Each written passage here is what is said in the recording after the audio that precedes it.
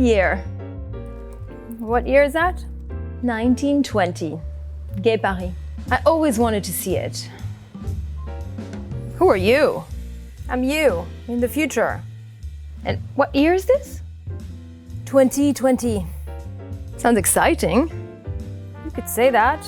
Tell me, what did I miss? So, do you want the good news or the bad news? The good news? Well, the good news is that you're not gonna have to wear any of that ever again. Get yourself some sweatpants.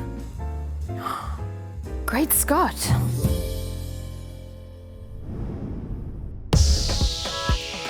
Microsoft Advertising. The download.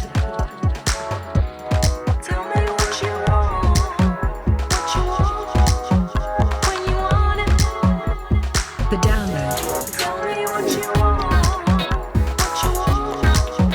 When you want it. Hello everyone and welcome to episode 4 of The Download, our final episode of season 1. I'm Jennifer Solomon-Baum, and as you typically do in the month of December, we're going to take a look back on the year and some of the trends that emerge in the world of marketing. But as you know, this has certainly not been a typical year. And for further proof that 2020 is drunk and needs to go home, last episode I was finally joined in person by my co-host, but recent developments in the news is keeping us apart this time.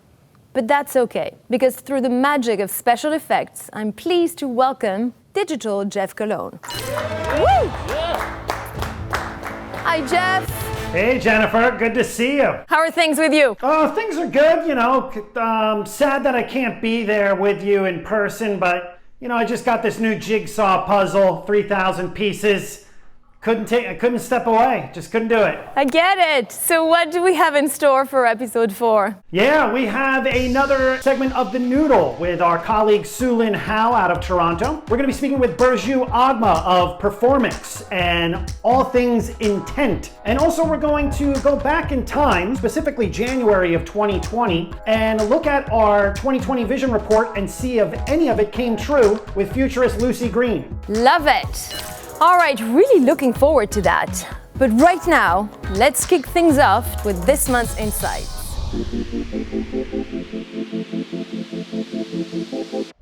What a wild roller coaster ride 2020 has been. We would call it unprecedented, but according to dictionary.com, unprecedented is one of the most hated words of the year, right up there with new normal. Suffice to say, we've seen a lot of change this year, and fast. Consumer behavior changed almost overnight. Comfort food sales were up, while personal hygiene sales were down. Gum sales were down as much as 50% in the third quarter. With everyone in quarantine or behind masks, no one cared about minty fresh breath anymore. What did we care about? Apparently, jigsaw puzzles. Sales were up 300% year over year. And chess. Membership on chess.com more than tripled this year.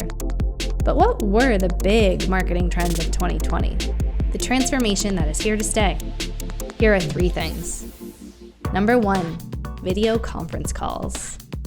With so many companies shifting to work from home, video conferencing platforms like Teams and Zoom saw massive spikes in adoption this year.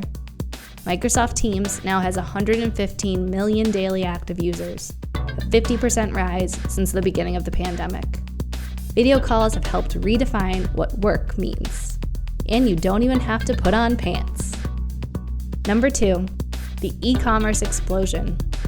The way people shop changed dramatically this year. With consumers in quarantine taking to the internet for most of their shopping needs, companies responded by adding virtual assistants to their online stores. And searches for BOPIS options, buy online, pick up in store, grew 17 times this year. And that's not even including holiday data. And number 3, the death of brand loyalty. With all this online shopping and the disruption of normal routines, people became more adventurous with their product choices. According to a report from McKinsey, 75% of consumers have tried new brands during the pandemic, which is good news for digital marketers. 2020 may have been a year from hell, but it was also a hell of a year. Here's wishing all you cool cats and kitties health, happiness, and a new normal in 2021. Get this and other seasonal and vertical insights at aka.ms/Microsoft Advertising Insights.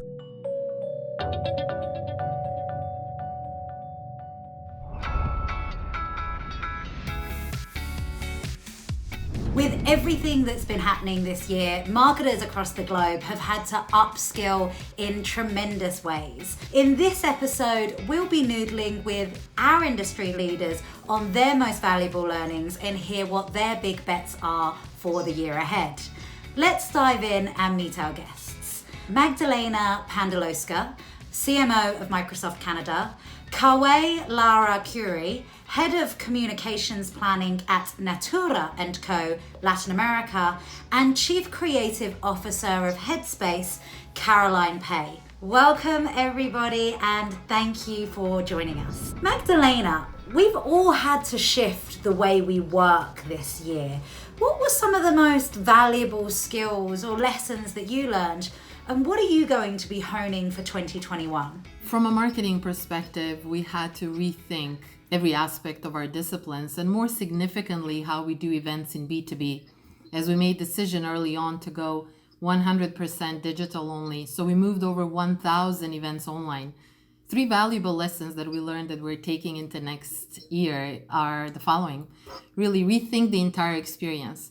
Don't simply translate what was created for a different form, similar to even this episode of Noodle.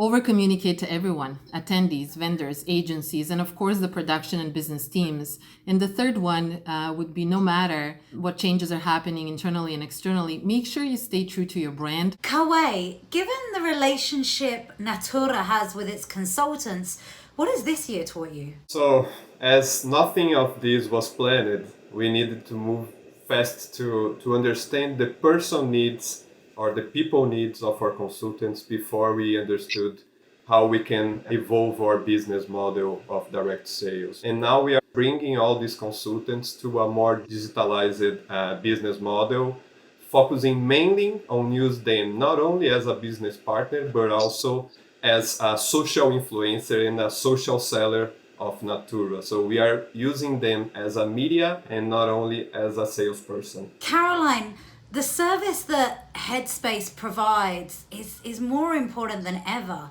What's been some of your takeaways from this year? We felt the difference immediately, that people all of a sudden realized that being remote, being isolated, working from home meant that they needed to take care of their mental health, like for real this time. So we were able to step up and provide a meaningful role in society. We created Weathering the Storm, free for the whole world to help people cope. And then, internally within the business, we are remote at the moment, and going forward, we'll be remote first. So as everyone, everywhere, communication is so important. We really can't over communicate with our people at the moment. Now, this wouldn't be a year-end wrap-up without some future predictions. And I'd love to hear from all of you on areas you think marketers or businesses will need to continue to transform for 2021. I think what we saw this year is the broader function of communication. We are not here just to communicate our products or causes, but we are here to use this communication as a tool of change and continues this conversation with our audience. And of course, educate them about the usage of their own data. Why your data means a lot to companies and how we are using this data to get better in our communication to this audience. This is a marathon. We don't quite know when it's going to end. So I think our number one focus next year is going to be resilience. So Headspace is proven to improve resilience. So we can definitely help that with our kind of D2C members, but also really importantly to us is how we partner with the big brands, with big enterprises who need to reach out and help their workforces at scale. So partnering with the likes of Microsoft allows us or enables us to offer Headspace as part of someone's daily work routine. We're still having to keep up with our jobs and be brilliant at work. And if we can offer ways to improve your health and happiness on a daily basis through partnering with enterprises, and that seems to be, the right thing to focus on for 2021. Everyone is discovering new collaboration habits that I believe will persist well beyond this crisis. But what we have all seen probably is 2 years of digital transformation compressed in 2 months. So I believe that for the businesses that embarked already on the journey, it will be critical to address culture and upskilling in order to be successful. And for the ones that are beginning to transform, really increased sense of requirement not to compromise in security and privacy. Thank you all to our speakers for sharing their words of wisdom and future projections. If I was to summarize, it feels like harnessing a growth mindset will need to be on all of our New Year's resolutions lists. Back to you in the studio, Jen. For our next segment, think about this. When is too much targeting actually detrimental to your marketing strategies? And specifically for search, are your keyword strategies missing out on a whole lot of customers' intent? We will find out now. It's my pleasure to introduce our guest, Burcu Agma, Vice President of Strategy for Planning and Insights at Performics. Hi Burcu, it's so great to see you again and welcome to the download. Hi Jennifer, it's so nice to be here. Really excited to be a part of this episode. So earlier in the fall, you presented Intent Lab at the Mexico and Advertising Week. Please explain the purpose of this research. Intent Lab is our research unit that Performics and Northwestern University's Medill School created in early 2016. And since then, we've been doing scientific research projects with them to better understand consumer intent. And we're actually really excited because we had the opportunity to partner with Microsoft Advertising for the second time this year, actually, on a particular research that is brand new about goal-driven consumers. And the reason why we went after this concept of goal-driven consumers is because all parties involved, we really wanted to understand if there's a big opportunity that marketers are missing out on. Are we avoiding goal-driven consumers or not? And that's what we really focused on in this research. So explain, what is a goal-driven consumer? How does that person behave? Maybe we can look at it from an example. Think of a goal that you recently had. Think of a goal that one of our consumers might have had or currently is thinking of right now. Let's pick an example. Let's say getting fit as a goal. What happens is when you have that particular goal in mind, there are a variety of products or services that come to mind that are actually all associated to that particular goal. This can be something like looking for online fitness classes. Maybe you're about to download an app about yoga. Maybe you're looking for a yoga mat or thinking of actually building some muscle. So you're thinking of dumbbells, right? A variety of different things, a variety of different products and services. And yet you might be only signaling us one of them at a time.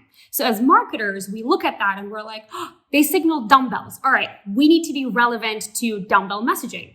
That's great, right? But that is the 101 of marketing. We need to go beyond that. And to be able to go beyond that, we need to actually understand truly how our consumers think, the full spectrum of what goes through their mind when they're in that particular goal-driven mindset. And that's what we wanted to uncover in this research. So that's totally me. I mean, I'm looking for a yoga mat and yoga pants and then all the stuff around it. So that's great. So how big is this opportunity? And do you think as a marketing strategy, is it a nice to have or really a must have? When we looked across 3 different verticals, actually, your potential consumers, more than 50% of them can be in a goal-driven mindset. So if you think about it, if you're a repeat purchaser of a brand or a product, what you're going to do is you already know what you want. So you're going to directly look for that particular product. You're going to get it, done deal, right?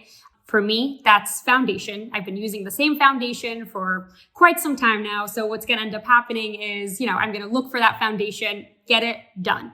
But if you think of someone, a consumer who's newer to the category or newer to your brand, they actually have higher likelihood to try a new brand or a new product.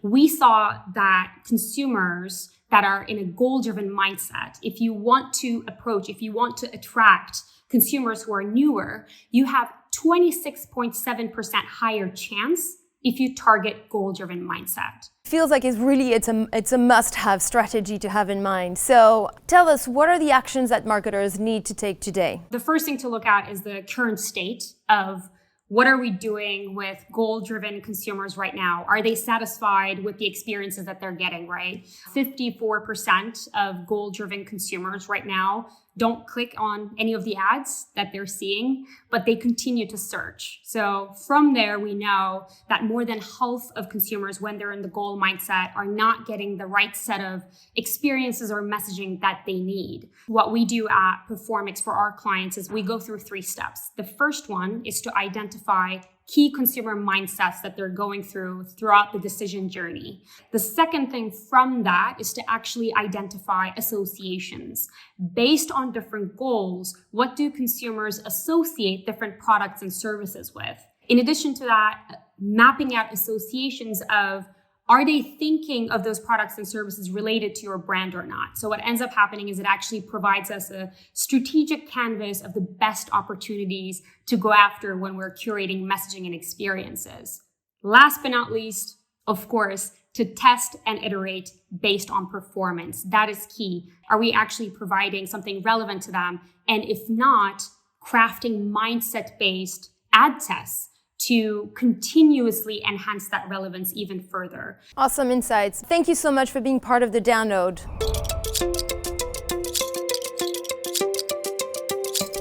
Business growth rarely happens from the use of one solution. So here are 2 solutions to help you with business growth in the new year. Solution number 1, Dynamic Discovery. With Dynamic Discovery, you can use AI-based insights to reach customers most likely to engage with you, while also providing them with a resonant message and relevant ad copy to drive maximum clicks and conversions. Solution number 2, Volume Precision. Volume Precision finds the best place to serve your ad in real time. Volume Precision works using automated bidding and AI to look for the best possible click for a given ad. By using both Dynamic Discovery and Volume Precision together, you can reach who is relevant and convert and achieve more in 2021. Now, back to the program.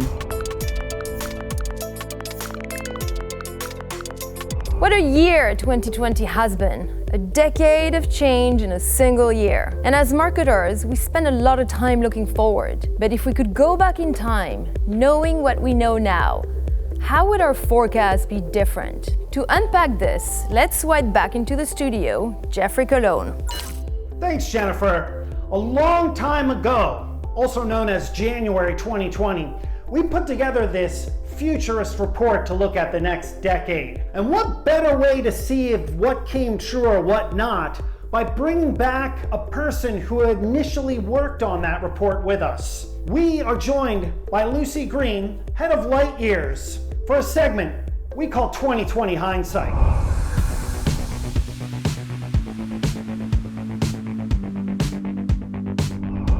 Welcome, Lucie Greene, to the download. Thanks for having me. Now, last year at this time, which feels like a decade ago, we had you in our LA studio to talk a little bit about our 2020 vision report and what the world might look like in the next decade or so. I wanted to ask you about 2 different areas. First was this area we called private social trust, which was around privacy. Looking back on 2020, how important is the privacy debate? I think you're just seeing more and more collapsing between work and home life as it's essentially using our computers has become, or the internet has become our entire reality for work and home. And it's giving companies or tech companies more and more insight into how to sell to us. And at the moment, I think it offers just so much utility that we are forgiving the potential privacy issues, even as you see more of those instances potentially raising. So from Amazon now doing prescription drug delivery to high profile data breaches. So, people in their counseling sessions having recordings being used for advertising. So I think there's going to be a continued tension. Now, before I ask you about this other trend, which is in this area that we call the victory of defaults, I want you to take a look at something that you said on our 2020 Vision Report. Well, you're seeing, of course, this explosion of well-being tech, and I would connect that just generally to this era of anxiety and unease about the world. And so we've not only seen the proliferation of well-being gadgets that help feed into basically lifestyle as a form of preventative healthcare, but you've also seen a whole number of offshoots of that, like blurring into sort of environmental concerns, security concerns. So masks when you're cycling to tell you when you're encountering too much pollution. There's a whole load of gadgets that are really sort of, I see it sort of driven by consumers wanting to fortify themselves against the world around them and potential economic, health, or political unease or social unrest. Everything is sort of protective, which is really interesting. That's almost creepy when we watch that now. Have we really reached this sort of victory of defaults where we're just over monitoring almost everything that we do? I actually think it's getting even more intense, the desire to sort of protect and become resilient. And of course, you see all the tech companies rushing to bring out new products. So LG has already brought out a new mask that is able to purify what you breathe in to a very, very advanced degree. So people, I think, are really going to continue to invest more and more in this, in protecting themselves, especially in areas where they might feel that the government has not protected them or managed this in a particularly successful way. Let's put the fast forward button on since we have the rewind button on. Ask you a little bit about what's coming up in 2021, especially in the area of, advertising and business. What do you think is going to be maybe something we should have on our radar? I think you're seeing a complete blur in terms of product, but also consumer behavior between what is business and what is consumer as a vertical, right?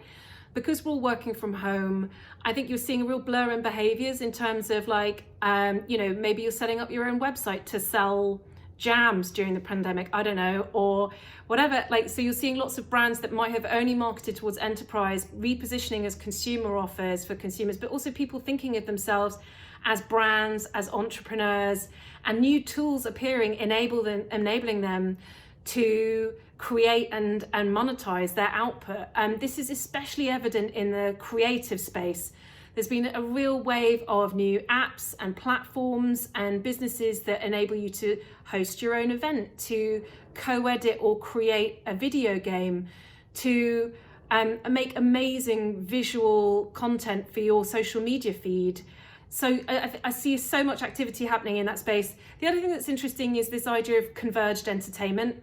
So entertainment completely merging with commerce, user-generated video, and also social functions. So this idea of watching entertainment as integrated with social media to become, in lieu of being able to experience the thing that, an event live, something that we do digitally, and so social media functions being much more integrated. Interesting, like a gaming platform like Fortnite, which is hugely community-oriented and social, now positioning itself as almost like an events company for music and other entertainment going forward. And we're just going to see more and more of that. Lucie, Greene, founder of Light Years, thanks for joining us here on 2020 Hindsights on the Download.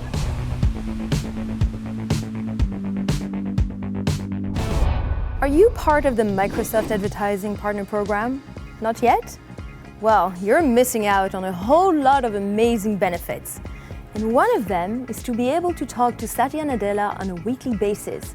No, of course not. I'm totally joking. That's not one of them. But the real benefits are fantastic, such as taking part in our annual partner awards for select and elite partners. That's coming up in February. Also being invited to Elevate, our exclusive partner event in April. We're also about to launch our annual sweepstakes and contest coming up in January in many countries. The program is expanding to Mexico and to our distribution and syndication supply partners. All of that in 2021.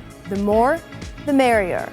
Enrollment is happening in January 21, and for more details, please check out the link below. Okay, that's a wrap for episode 4 of The Download. Join us in February for episode 5. And until then, on behalf of everyone at Microsoft Advertising, happy holidays and stay healthy. And remember, the future is what we make it.